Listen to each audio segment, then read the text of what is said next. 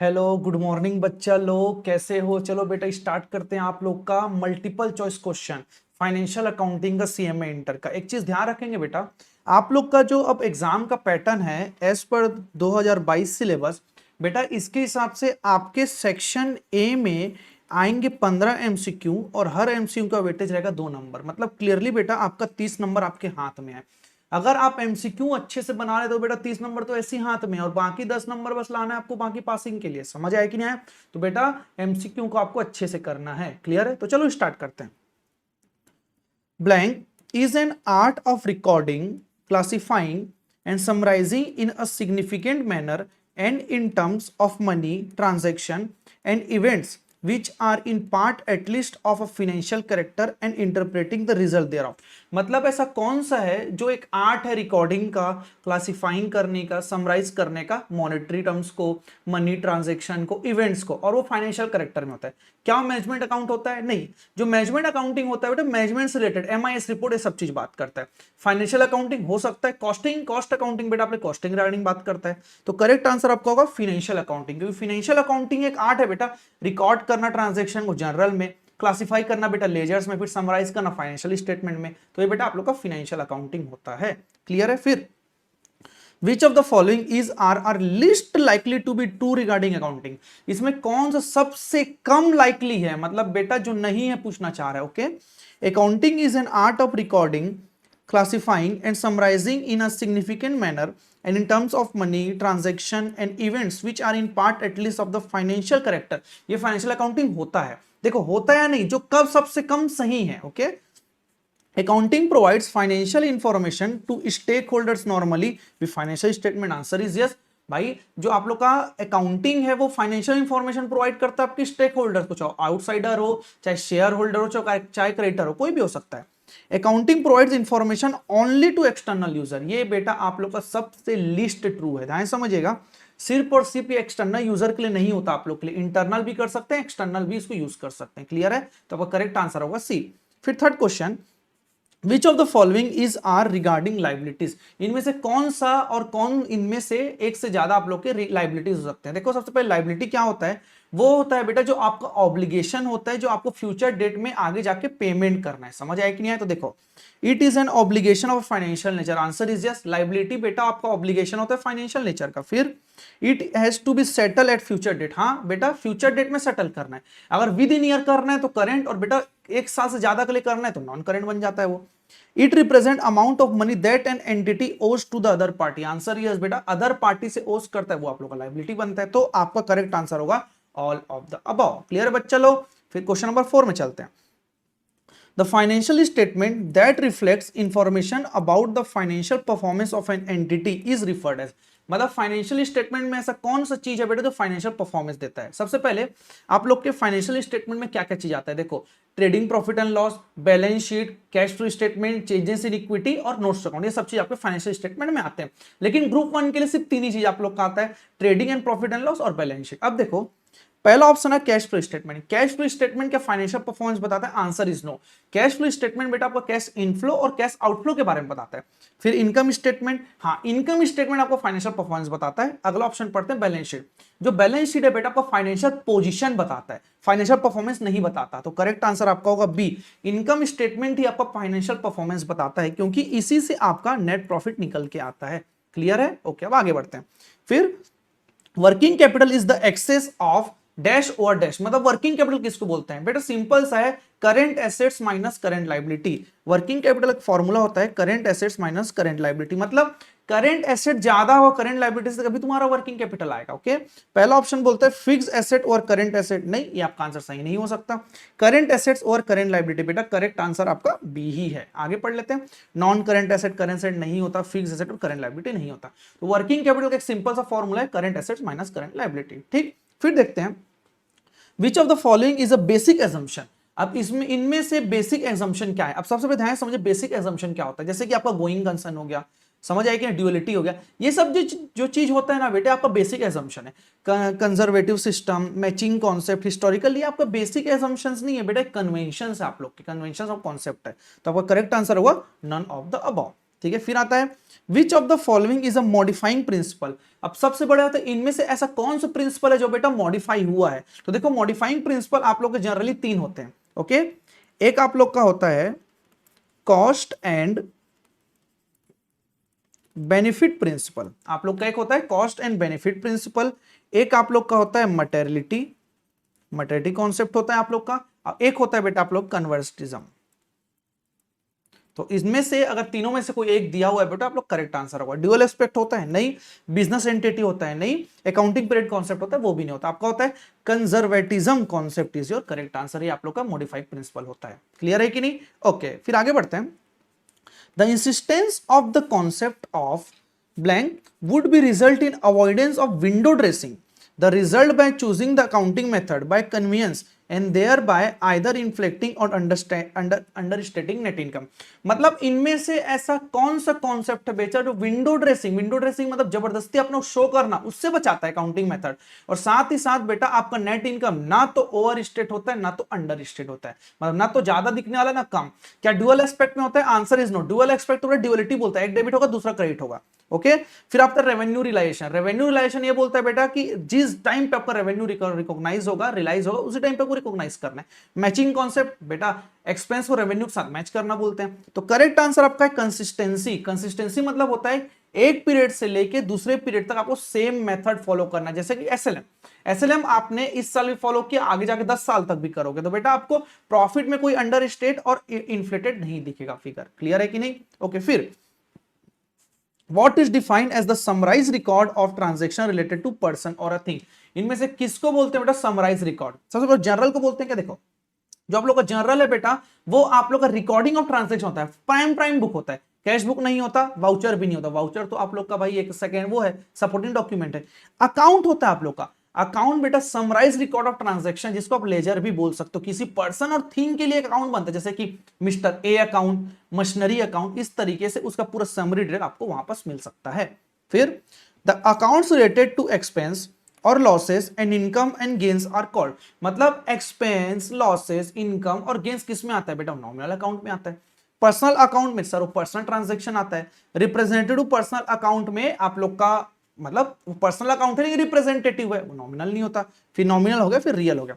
Real account में आपका assets and liability आता है, पर्सनल अकाउंट में नेम आता है, समझ आया कि नहीं? और नॉमिनल अकाउंट में आपको पूरे प्रॉफिट एंड लॉस के आइटम आते हैं। प्रॉफिट एंड लॉस के आइटम में आपको एक्सपेंस, लॉसेस, इनकम ये सब चीज बुक होता है। क्लियर है कि नहीं बच्चा लोग? ओके ओके, फिर आगे बढ़ते हैं। Question number 11। क्वेश्चन नंबर 11 क्या बोलता है? The purpose of distinguishing transaction between capital revenue. देखो कैपिटल एंड रेवेन्यू को अलग करने का कारण क्या होता है, ध्यान समझना। कैपिटल एक्सपेंडिचर वो होता है बेटा जो आपको बेनिफिट सालों साल देगा, लेकिन जो रेवेन्यू एक्सपेंडिचर तुरंत खत्म हो जाता है, जैसे कि इलेक्ट्रिसिटी बिल हो गया यार, तुम महीने में पे करते हो, साल में पे करते हो। कैपिटल एक्सपेंडिचर जैसे मशीनरी खरीदे, क्या मशीनरी की तुम खरीदोगे तो 6 महीने में यूज कर डालोगे क्या? वो तो बेटा 5 साल 10 साल तक चलेगा। अब मेरा मेन ये मुद्दा है कि इसको क्यों अलग किया जाता है, एक साथ क्यों नहीं दिखा सकते? देखो अलग करने का सबसे बेस्ट रीजन ये है बेटा कि प्रॉपर फाइनेंशियल पोजीशन आपको डिस्क्लोज करना पड़ेगा, ऑपरेटिंग रिजल्ट सही आना चाहिए। जैसे कि अगर मैं जो मशीनरी खरीदा हूं उसको अगर मैंने प्रॉफिट एंड लॉस में अगर चार्ज कर दिया तो मेरे तो लॉस आ जाएगा यार। क्लियर समझ आया कि नहीं आया? तो आपको ये सब चीज समझना पड़ेगा। Ensuring proper accounting of transaction, हाँ ये आपका रीजन होता है। Determination of true operating result, ये भी आपका रीजन होता है। Proper disclosure of financial position, ये भी आपका रीजन होता है। तो बेटा करेक्ट आंसर होगा आपका ऑल ऑफ द अबव। इस सब कारण आप कैपिटल और रेवेन्यू को अलग करते हैं। क्लियर है कि नहीं? फिर which of the following is are capital expenditure, मतलब इनमें से कौन सा कैपिटल एक्सपेंडिचर है, मतलब सीधा बोलूं ऐसा कौन सा है बेटा जो जाके फिक्स कॉस्ट में ऐड होने वाला है। जैसे कि capital cost of fix asset, भाई जाहिर सी बात है बैलेंस शीट में प्लांट एंड मशीनरी में ऐड होने वाला है, मतलब फिक्स एसेट है। तो फिर इंस्टॉलेशन इरेक्शन चार्जेस, देखो पुट टू यूज तक के पहले जितने भी खर्चे होते हैं बेटा, जैसे AS10 बोलता है, वो सबका आपका कैपिटल एक्सपेंडिचर होने वाला है। तो इंस्टॉलेशन इरेक्शन चार्जेस भी आपका कैपिटलाइज होगा। ओवरहॉलिंग ऑफ मशीनरी भी, क्योंकि बड़ा खर्चा है, समझ आएगी ना, इसके कारण मशीनरी काम नहीं कर सकती इसके बिना। तो आपका करेक्ट आंसर होगा बेटा ऑल ऑफ द अबव, आपका करेक्ट आंसर होगा। क्लियर है? आगे बढ़ते हैं। फिर which of the following accounting concept is related to capital and revenue transaction. अपना मतलब ये होता है कि कैपिटल और रेवेन्यू ट्रांजैक्शन से रिलेटेड इसमें कौन सा अकाउंटिंग कॉन्सेप्ट है रिलेटेड। अब जैसे कि एंटिटी कॉन्सेप्ट, एंटिटी कॉन्सेप्ट आप लोगों को बोलता है कि बेटा एक बिजनेसमैन और बिजनेस अलग होता है, तो ये नहीं हो सकता। पीरियोडिसिटी कॉन्सेप्ट ये बोलता है कि अब देखो आप लोग का जो अकाउंटिंग है गोइंग कंसर्न चलता है, लॉन्ग टर्म के लिए चलता है, उसको बेटा छोटे छोटे पार्ट में डिवाइड करना, ईयरली हो सकता है, हाफ ईयरली हो सकता है, क्वार्टरली, मंथली, उसको पीरियोडिसिटी बोलते हैं, तो ये नहीं हो सकता। कंसिस्टेंसी मतलब होता है बेटा एक मेथड से दूसरे मेथड को कंटिन्यू फॉलो करना, जैसे एसएलएम हो गया आप एसएलएम फॉलो करो, डेप्रिसिएशन की डब्ल्यूडीवी करो डब्ल्यूडीवी करो, तो कंसिस्टेंसी होता है। तो आपका करेक्ट आंसर है बेटा मैचिंग। जो मैचिंग का कॉन्सेप्ट है बेटा रेवेन्यू और इनकम को एक साइड और कैपिटल और उसके कैपिटल रिसिप्ट को एक साइड रखता है। क्लियर है कि नहीं? ठीक, फिर which of the following is are least likely to be true, इनमें से कौन सा है बेटा जो सबसे कम ट्रू है? देखते जाते हैं। अ जनरल इज ऑफर referred as a book of final entry, ये तो मेरे को पहले क्लियर गलत लग रहा है, क्योंकि जनरल बेटा प्राइम बुक का होता है, पहला होता है, फाइनल बुक नहीं होता जनरल। आगे पढ़ लेते हैं। Return outward book record the transaction related to goods that are return by an entity to its creditor. अब देखो क्या रिटर्न आउटवर्ड, हमने रिटर्न क्या किया बाहर, रिटर्न आउट होता परचेस आउटवर्ड है, तो बेटा ये तो क्रेडिटर में ही जाएगा, ये तो सही लग रहा है मुझे। Purchase day book records all credit purchase, देखो बेटा परचेस डे बुक जो अलग से बुक बनता है वो क्रेडिट रिकॉर्ड करता है, कैश बुक कैश रिकॉर्ड करता है, तो बेटा ये दोनों सही है। तो हमारा आंसर जो लिस्ट लाइकली ट्रू है बेटा वो ए होने वाला है, क्योंकि आप लोग का जनरल बेटा फाइनल एंट्री नहीं होता आप लोग का, ये प्राइम एंट्री होता है, पहले इसी को करते हो आप लोग। फाइनल तो बेटा आपको बुक्स अकाउंट में फाइनेंशियल स्टेटमेंट बैलेंस शीट बनता है। क्लियर है कि नहीं? फिर कैपिटल प्रॉफिट अराइजेस फ्रॉम, मतलब ऐसा प्रॉफिट जो कैपिटल नेचर का है जिसको तुम लोग प्रॉफिट एंड लॉस में नहीं डालने वाले जनरली। देखो premium received on issue of share, देखो जो इश्यू ऑफ शेयर में जो प्रीमियम मिलता है बेटा कैपिटल प्रॉफिट है, आपके बिजनेस रिलेटेड नहीं है ये प्रॉफिट। फिर profit prior to the incorporation, मतलब इनकॉर्पोरेशन से पहले, मतलब रेवेन्यू क्या है? नहीं, रेवेन्यू नेचर तो नहीं है। Profit made on sale of fixed, ये भी आप लोग कैपिटल प्रॉफिट है, तो करेक्ट आंसर होगा all of the above. Capital profit मतलब वो प्रॉफिट होता है बेटा जो नॉर्मल कोर्स ऑफ बिजनेस में नहीं आता, अलग से आता है। क्लियर है कि नहीं? ओके, फिर which of the following is are not objective providing depreciation, इनमें से ऐसा कौन सा है बेटा जो डेप्रिसिएशन का ऑब्जेक्टिव नहीं है? पहला determination of true operating result, जरा बताइए क्या मैं डेप्रिसिएशन बेटा ऑपरेटिंग रिजल्ट निकालने के लिए निकालता हूं? आंसर इज यस, भाई प्रॉफिट एंड लॉस में डेबिट होता है तभी तो तुमको सही रिजल्ट पता चल पाएगा। फिर for maintenance of the capital, हाँ ये भी सही होता है। रीपेमेंट ऑफ एक्सटर्नल लायबिलिटी, अच्छा एक बात बताइए आपको क्या लगता है कि जो डेप्रिसिएशन है बेटा वो एक्सटर्नल लायबिलिटी को पेमेंट के लिए होता है? आंसर इज नो, भाई आप डेप्रिसिएशन लगा के एक्सटर्नल लायबिलिटी कैसे पेमेंट कर लोगे? तो बेटा करेक्ट आंसर यहां पर सी, मतलब क्योंकि यहां नॉट ऑब्जेक्टिव बोला गया है। समझ आया कि नहीं आया? फिर for disclosure of the true value of the asset, ये भी करेक्ट आंसर है। तो आपको क्या होगा बेटा? सी इज योर करेक्ट आंसर, क्योंकि आपस नॉट ऑब्जेक्टिव पूछा गया। क्लियर है कि नहीं? फिर question number 17, which of the following is are factor that are consider for measurement of depreciation, मतलब डेप्रिसिएशन लगाने के लिए क्या क्या चाहिए? देखिए कॉस्ट चाहिए बेटा आप लोग को, लाइफ चाहिए, स्क्रैप चाहिए, मतलब एसएलएम का क्या फॉर्मूला होता है? देखो cost minus scrap upon life, तभी बेटा आप एसएलएम का डेप्रिसिएशन निकाल सकते हो। तो कॉस्ट भी आता है, लाइफ ऑफ एसेट भी आता है, स्क्रैप भी आता है, तो आपका करेक्ट आंसर होगा all of the above. Clear है कि नहीं? ओके, फिर which of the following is are features of depreciation, इसमें से कौन सा डेप्रिसिएशन का फीचर्स होता है? पहला it is gradual and continuous decline in the value of the fixed, answer is yes, बेटा ग्रेजुअली और कंटिन्यूअस डिक्लाइन होता है, एक बार डिक्लाइन हो गया तो वापस एड बैक नहीं कर सकते। It is charge against the profit, हाँ भाई चार्ज अगेंस्ट प्रॉफिट होता है, ठीक है। And it is a permanent decline, हाँ बेटा परमानेंट डिक्लाइन भी होता है, तो इसका करेक्ट आंसर होगा all of the above. Clear है कि नहीं? फिर which of the following is an internal factor that causes the depreciation, इनमें से कौन सा आप लोग का इंटरनल फैक्टर है बेटा जो डेप्रिसिएशन कॉज करता है? अब देखो डेप्रिसिएशन कॉज करने के बहुत सारे तरीके होते हैं, जैसे wear, tear, external, expiry life, sale, बहुत सारी चीज होता है। कुछ एक्सटर्नल होते हैं, कुछ इंटरनल होते हैं। इंटरनल फैक्टर वो होते हैं बेटा जिसमें ऑर्गेनाइजेशन का खुद का कंट्रोल होता है, जैसे कि आप लोग का हो गया बेटा वियर और टीयर हो गया, आप लोग का वियर और टीयर आ सकता है, या तो डिप्लेशन आ गया, तो ये सब चीज जो होता है बेटा वो खुद एंटिटी के कारण होता है। तो passage of the time external factor है, एक्सपायरी ऑफ लीगल लाइफ ये भी एक्सटर्नल है बेटा, जो डिप्लेशन है ये इन लोग का इंटरनल फैक्टर है, तो करेक्ट आंसर आप लोग का होगा सी। ठीक है, फिर Which method of ascertaining depreciation result in constant charge over the useful life of the asset, मतलब ऐसा कौन सा है बेटा जो कॉन्स्टेंटली चार्ज करेगा? जैसे कि मैं अगर पहले साल 10,000 चार्ज करूं 10,000 ही चार्ज करते जाऊंगा, तो देखो सिंकिंग फंड मेथड में ऐसा नहीं होता, आप चेंज करोगे। एन्युटी तो मत ही पूछो भाई, रिड्यूसिंग में तो हर बार कम होते जाता है, तो करेक्ट आंसर आपका एसएलएम है, क्योंकि cost minus scrap on life करोगे तो बेटा आपका सेम रेट से ही चार्ज होगा, और लास्ट में आपका स्क्रैप के वैल्यू के अमाउंट के जितना आप लोग का एसेट की वैल्यू बचेगी। क्लियर है कि नहीं? फिर opening entries are passed in, अब जो ओपनिंग एंट्री होता है किसमें पास होता है? जनरल में होता है, कैश बुक में बिल्कुल नहीं होता, स्पेशल जनरल में भी नहीं होता, तो करेक्ट आंसर आपका बेटा जनरल, जो जनरल जनरल बोला जाता है उसको। समझ आया कि नहीं आया? फिर next question, rectification entry are known as, मतलब रेक्टिफिकेशन एंट्री को क्या बोलते हो? क्या ओपनिंग एंट्री बोलते हो? नहीं। क्लोजिंग एंट्री भी नहीं होता, एडजस्टमेंट भी नहीं होता बेटा, एक करेक्शन एंट्री है।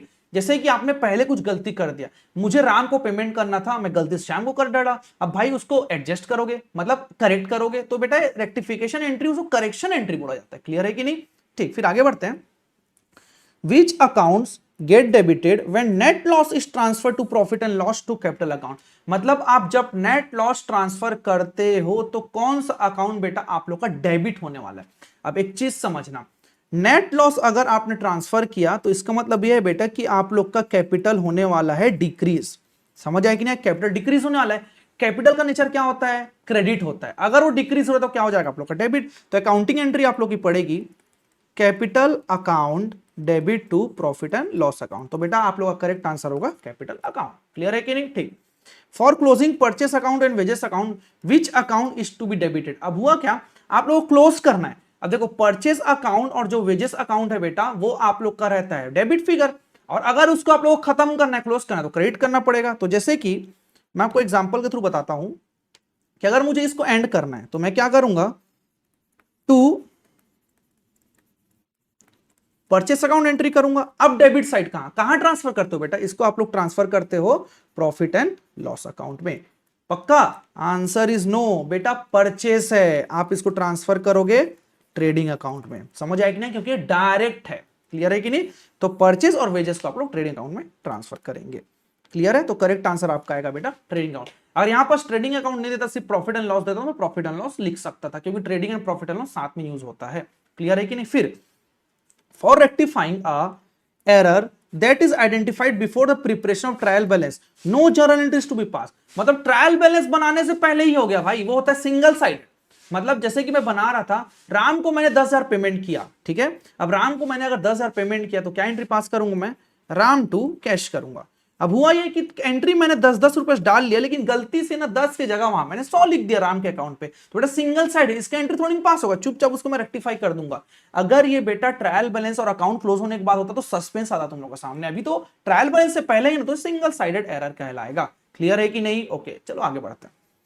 Bill of exchange is covered by negotiable instrument act 1881। ठीक है, ये आपका 82 है, तो करेक्ट आंसर होगा आप लोग का सी 1881। क्लियर है कि नहीं? फिर features of the bill of exchange. चलो बिल ऑफ एक्सचेंज होता क्या है, एक रिवीजन ले लेते हैं पहले। देखो, जब एक ट्रांजैक्शन समझाता हूं, जैसे कि आप लोग का एक मिस्टर ए है, उसने कुछ क्रेडिट में गुड्स को सोल्ड किया बी को। अब गुड्स सोल्ड किया क्रेडिट में, अमाउंटिंग था समझो 20,000 रुपीज। अब बी ने ये बोला कि मैं अभी इमीडिएटली तो पैसा नहीं दे पाऊंगा और मेरे पास मॉर्गेज रखने के लिए कुछ नहीं है। तो मिस्टर ये बोला एक काम कर, तू बिल ऑफ एक्सचेंज को एक्सेप्ट करके दे दे मुझे। तो इसने राइटिंग में बिल ऑफ एक्सचेंज को साइन करने के लिए बी के पास भेजा, एक्सेप्ट करने के लिए। फिर इसको बी रिटर्न कर लेगा और बेटा ए इसका होल्डर बनेगा। समझ आया कि नहीं आया? तो A will be so called as drawer और बेटा B will so called as drawee. Okay, B के लिए ये बनेगा बिल्स पेबल और ए के लिए बनेगा ये बिल्स रिसीवेबल। समझ आया कि नहीं आया? तो बहुत सारे चीज होता है बेटा, राइटिंग में होना चाहिए, पर्सन सर्टेन होना चाहिए। इसका आप अच्छे से बेटा लॉ में पढ़े हो, नेगोशिएबल इंस्ट्रूमेंट एक्ट में। क्लियर है कि नहीं? फिर फीचर्स क्या क्या होता है? It is an instrument writing. हाँ भाई, इंस्ट्रूमेंट राइटिंग होना चाहिए, अनकंडीशनल ऑर्डर टू पे भी होना चाहिए और पार्टी सर्टेन होना चाहिए। मतलब ऐसा नहीं है ना कि मैं ए और बी का जो नाम लिया पता ही नहीं है ड्रॉअर कौन है ड्रॉई कौन है, तो नहीं चल पाएगा। समझ आया कि नहीं आया? तो बेटा सब चीज आप लोग का होना चाहिए। क्लियर है कि नहीं? फिर बिल ऑफ एक्सचेंज इन्वॉल्व कितने पार्टी होते हैं बेटा? ड्रॉअर, ड्रॉई, पे, सब हो सकते हैं, इसमें कोई दिक्कत नहीं है। ड्रॉअर और ड्रॉई तो होता ही है और पे बाद में बन जाता है, तो ऑल ऑफ दिस। समझ आया कि नहीं? फिर types of bill of exchange, on demand और साइट, ये भी हो सकता है, आफ्टर डेट भी हो सकता है, आफ्टर साइट भी हो सकता है, तो ऑल ऑफ द अबव इसका करेक्ट आंसर है। समझ आया कि नहीं? नोटिंग इज, अब एक्चुअली क्या होता है ना कि जैसे कि किसी ने ना डिसऑनर कर दिया नेगोशिएबल इंस्ट्रूमेंट को, चेक को, किसी भी चीज को, तो मेरे को केस फाइल करना है। तो केस फाइल करने से पहले उसको मैं नोटरी में जाकर रजिस्टर करवाऊंगा, नोटिंग करवाऊंगा।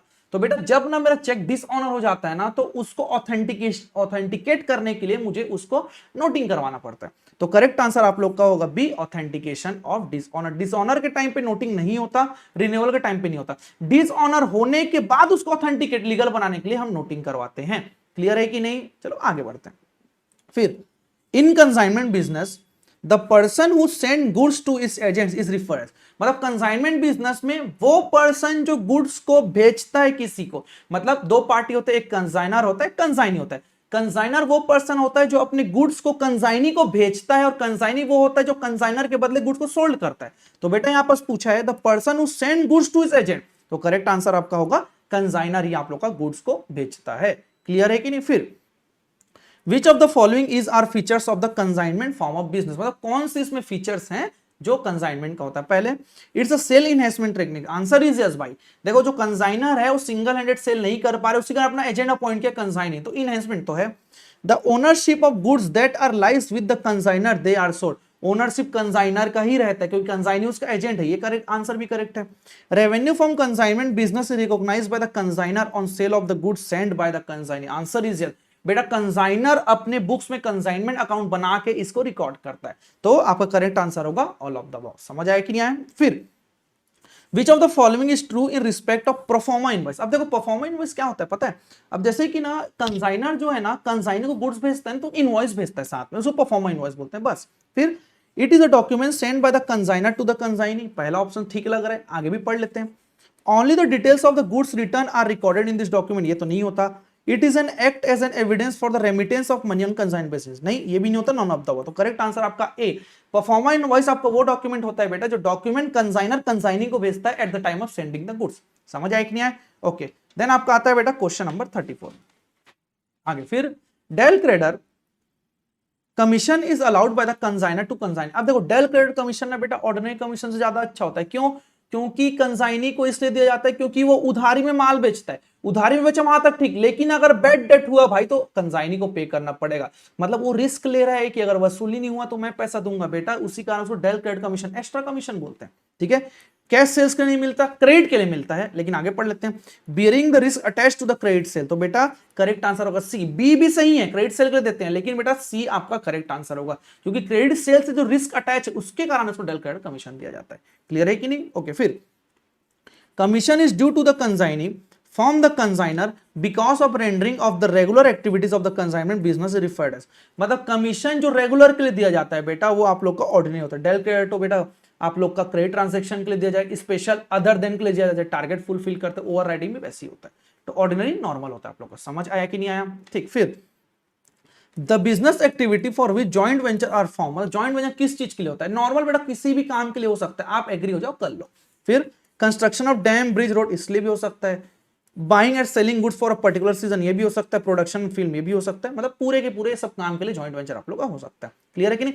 जॉइंट वेंचर वो बिजनेस होता है बेटा जो पार्टनरशिप तो नहीं है पहले, मतलब गोइंग कंसर्न नहीं होगा, कोई पर्टिकुलर टास्क खत्म हुआ पर्टिकुलर वेंचर चुपचाप लोग बंद करके चले जाते हैं। समझ आया कि नहीं? जॉइंट वेंचर होता है जो उनके पार्टीज होते हैं को वेंचर्स बोला जाता है। ठीक, फिर When expense paid for joint venture, the amount is debited to। अब मेन क्वेश्चन ये आता है जब आप एक्सपेंस पे करते हो जॉइंट वेंचर का तो बताइए कौन सा अकाउंट आप लोग का डेबिट होगा। अब जैसे ही ध्यान समझिए, अगर मैं उसको बेटा वेंचर अगर नहीं बनाता तो उसके साथ प्रॉफिट एंड लॉस होता, तो इनके लिए अकाउंट होता है बेटा जॉइंट वेंचर अकाउंट, इनके लिए अलग से बनाया जाता है। क्लियर है कि नहीं? फिर joint bank account is open, देखो जॉइंट बैंक, देखो जॉइंट बैंक अकाउंट कब ओपन होता है बेटा? जब सब सेपरेट बुक्स बनाते हैं, जब सेपरेट बुक्स नहीं बनाएंगे ना बेटा तब जॉइंट बैंक नहीं खुलेगा। तो when separate set of books for the ventures are maintained, अब क्या होता है ना, सेपरेट बुक नहीं बना रहा है कंसाइनर तो क्यों जॉइंट बैंक अकाउंट बनाएगा भाई? वो अपने बैंक अकाउंट में ट्रांजैक्शन कर लेगा। समझ आया कि नहीं आया? जब सेपरेट बुक्स बनता है आप लोग का जॉइंट वेंचर के अलग से, तब बेटा जॉइंट बैंक अकाउंट बनाया जाता है। क्लियर है कि नहीं? ठीक, in case of memorandum method when there are 3 co-ventures each co-ventures open its books for the venture। अब देखो मेमोरेंडम मेथड बना रहे हो बेटा, हर को-वेंचर कितना अकाउंट खोलेंगे बेटा? करेक्ट आंसर है 1, सिर्फ एक ही खोलेंगे, उसका नाम होता है जॉइंट वेंचर मेमोरेंडम अकाउंट, सिर्फ एक ही अकाउंट खोलेंगे, तो करेक्ट आंसर आप लोग का आता है A1। क्लियर है कि नहीं? फिर no entry is passed for goods supply और expense incurred on joint venture by the other co-venturer in case of, मतलब कोई भी एंट्री पास नहीं करोगे अदर को-वेंचर कुछ भी चीज करे, कौन से केस में पास नहीं करो बेटा? वो होता है मेमोरेंडम, क्योंकि मेमोरेंडम में सिर्फ एक ही अकाउंट बनता है ना, अदर को-वेंचर का नहीं बनता। समझ आया कि नहीं आया बच्चे लोग? ठीक, फिर आगे बढ़ते हैं। इंडेमनिटी पीरियड में से बेटा इंडेमनिटी पीरियड आप लोग का ये आ रहा है इंश्योरेंस क्लेम का। देखो एक्चुअली में इंडेमनिटी पीरियड बोलते हैं कि इसको है, देखो इंडेमनिटी पीरियड वो होता है जो बेटा जस्ट साल भर पहले, या तो जहां पास मेरा एक्चुअल लॉस हुआ है, 12 महीना कोई बोल सकते हो आप लोग, जहां पास एक्चुअल लॉस हुआ है वो भी आप लोग का इंडेमनिटी पीरियड होता है। अब जनरली मैं बताऊं तो जो आप लोग का इंडेमनिटी पीरियड का जो डेफिनेशन होता है उसको बोलते हैं period on which activity is interrupted, मतलब ऐसा पीरियड जहां पास आप लोग का एक्टिविटी इंटरप्ट हुआ। समझ आएगी तो पढ़ते हैं। It is a period that begins from a date of occurrence of damage and ends on any day within 12 months from the former. कहां से चालू होता है? डेट ऑफ अकरेंस से, मतलब भाई मतलब ये तो इंटरप्टेड पीरियड के बारे में बात कर रहा है, 12 महीने के अंदर, ठीक है। This period indicate the time spend during which the normal activity of business are believe to be disrupted. ये भी आप लोगों का करेक्ट आंसर है बेटा। देखो पहला क्या बोलता है ना, जिस दिन डैमेज हुआ वहां से लेके 12 महीने के अंदर, ये भी आप लोग का इंडेमनिटी पीरियड होता है। समझ आएगी, मैक्सिमम 12 महीना दिखा रहा है यहाँ पर। फिर ऐसा पीरियड जिसमें कि आप लोग का नॉर्मल एक्टिविटी डिसरप्ट हुआ, तो दोनों आंसर आपका करेक्ट है, तो बोथ ऑफ दिस। समझ आएगी नहीं? फिर स्टैंडिंग चार्जेस, देखो स्टैंडिंग चार्जेस एक्चुअल में होता है क्या ना, फिक्स चार्जेस होता है। इंश्योरेंस क्लेम में इसका इंपॉर्टेंस ये है कि आग लगने के बाद, लॉस ऑफ स्टॉक होने के बाद, प्रॉफिट कुछ भी चीज होने के बाद बेटा, जो अगर जैसे कि आप लोग का फैक्ट्री बंद हो गया, ठीक, आग लग गए, तो बेटा कुछ कुछ स्टैंडिंग चार्जेस है वो ओनर बचा लेता है। जैसे कि रेंट हो गया, रेंट तो चलो इलेक्ट्रिसिटी बचा लिया उसने, हो सकता है कि जो उसको पेट्रोल खर्चा लग रहा था फिक्स अमाउंट में वो बच गया, बहुत सारी चीजें होती है। तो स्टैंडिंग चार्जेस आप लोग का फिक्स चार्जेस को बोला जाता है, वेरिएबल को नहीं बोलते हैं। समझ आएगी? फिर ग्रॉस प्रॉफिट मींस, अब देखो ग्रॉस प्रॉफिट जो है ना बेटा, आपको लॉस ऑफ प्रॉफिट का क्वेश्चन है, मैंने क्लियर लिखवाया है, वो होता है बेटा आप लोग का net profit plus insured standing charges. यहां पास लॉस ऑफ प्रॉफिट में तुमको इंश्योर्ड से मतलब है, अनइंश्योर्ड से कोई मतलब नहीं है। समझ आएगी नहीं है? तो आपका करेक्ट आंसर होता है टब A, net profit plus insured standing charges. Clear है कि नहीं? फिर आगे बढ़ते हैं शॉर्ट सेल्स में। अब देखो शॉर्ट सेल्स मतलब क्या होता है, एक्चुअल में हुआ ये ना कि मैंने ऐसा सोच के रखा था कि मैं इस साल 10 लाख का सेल करूंगा, लेकिन मेरा आग लग गया। अब आग लग गया, उसे कारण मैं सिर्फ 2 लाख का सेल कर पाया, तो मेरा जो 8 लाख है वो शॉर्ट सेल है। इतना मेरे को समझ आ जाना चाहिए। तो जो 2 लाख है बेटा वो मेरा एक्चुअल सेल है, और 10 लाख है मेरा स्टैंडर्ड टर्नओवर। मतलब मैंने ऐसे सोच के रखा था कितना करूंगा। समझ आएगी नहीं आए? तो फिर आपका आंसर ऑप्शन आता है standard sale exceed actual sales, actual sales exceed standard sales, both of this. देखो option B actual sale exceed standard sale. बेटा अगर एक्चुअल मैंने जैसा सोचा उससे ज्यादा होगा तो कहां का शॉर्ट सेल है भाई, ये तो ज्यादा सेल हो गया। तो करेक्ट आंसर होगा A, standard sales exceed the actual sales. समझ आया कि नहीं? फिर आप लोग का आता है स्टैंडर्ड टर्नओवर। अब देखो स्टैंडर्ड टर्नओवर वो होता है बेटा, अब एक्चुअली क्या होता है ना, मैंने जैसे पिछले साल में मैंने जो टर्नओवर किया हो ना उसी का मैं ट्रेंड लेता हूं। मैं सोचता हूं कि 10% इंक्रीज होता है, इंक्रीज करो 10%, मतलब पिछले साल का ही बेसिस लोगे आप लोग जीपी को लेते हुए। समझ आया कि नहीं? फिर turnover immediately preceding the date of the damage, ठीक है। Turnover during the damage period, देखो turnover during the damage period बेटा ये आप लोग का एक्चुअल होता है। बोथ ऑफ दिस नहीं हो सकता, नॉन ऑफ दिस भी नहीं। Turnover immediately preceding the date of damage, date of damage से जस्ट पहले जो था बेटा वो आपका स्टैंडर्ड टर्नओवर कहलाएगा। क्लियर है कि नहीं? ओके, फिर आगे बढ़ते हैं। What account charges the COGS, cost of goods sold, and other direct expenses and losses against the sales revenue to determine the gross operating result of the concern during a particular accounting period. इनमें से ऐसा कौन सा चीज है बेटा जो cost of goods sold को लेता है? देखो कॉस्ट ऑफ गुड्स सोल्ड का एक सिंपल फॉर्मूला होता है, opening plus purchase minus closing होता है। ये सब चीज कहां आता है बेटा? जरा ध्यान दो, ट्रेडिंग अकाउंट में आता है। समझ आया कि नहीं? और यहाँ पास ग्रॉस ऑपरेटिंग रिजल्ट भी लिखा हुआ है, तो आप लोगों का कहां गया? ये ट्रेडिंग अकाउंट में आएगा। क्लियर है कि नहीं? फिर among the financial statement which is are referred as a period statement, मतलब पीरियड स्टेटमेंट किसको बोलते हैं? देखो पीरियड स्टेटमेंट वो होता है बेटा जो एक पीरियड के लिए बनता है, 1 अप्रैल से लेकर 31 मार्च, वो बेटा आप लोग का trading and profit and loss बनता है। बैलेंस शीट एक पर्टिकुलर डेट पे बनता है, मतलब 31 मार्च मतलब 31 मार्च।